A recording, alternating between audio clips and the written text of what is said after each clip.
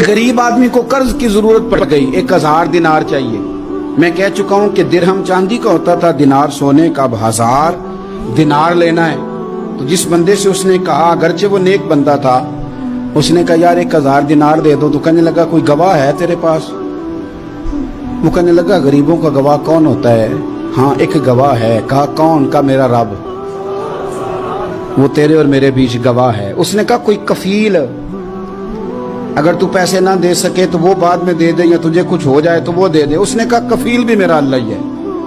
मेरे पास अगर है तो रब करीम का नाम है, अगर एतमाद कर सकता है तो कर ले। बंदा नेक था, उसने कहा रब के नाम पे, रब की किफालत पे, अल्लाह को गवाह बना के मैं तैयार हूं तुझे 1000 देने को। उसने 1000 दिनार दे दिया। वक्त वापसी का तय हो गया।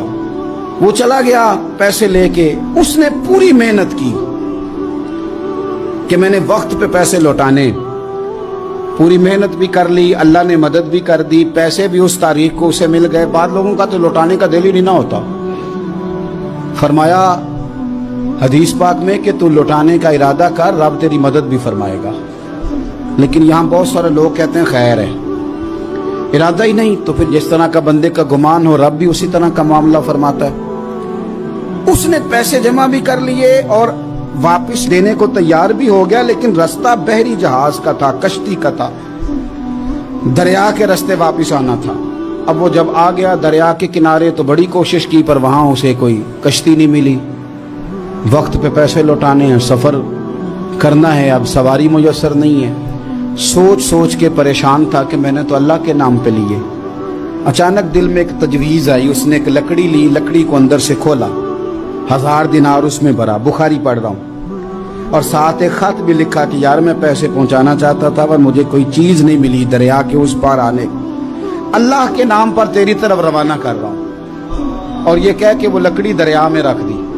वो लकड़ी डूब गई है, वापस आ गया। वो जिसने पैसे लेने थे वो ऐन मुकर्ररा वक्त पर दरिया किनारे आया।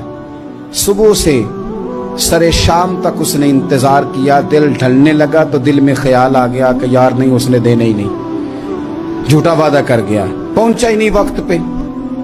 अब जब वापस लौटने लगा तो अचानक दरिया में एक लकड़ी तैरती हुई दिखाई दी।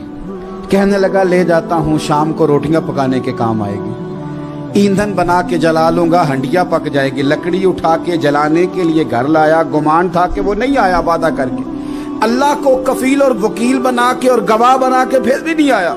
लकड़ी लेके घर गया, बुखारी है, और जब उसको चीरा ना कि मैं इसकी आग जलाऊंगा, खोला तो अंदर से 1000 दिनार भी निकल आया, खत भी निकल आया।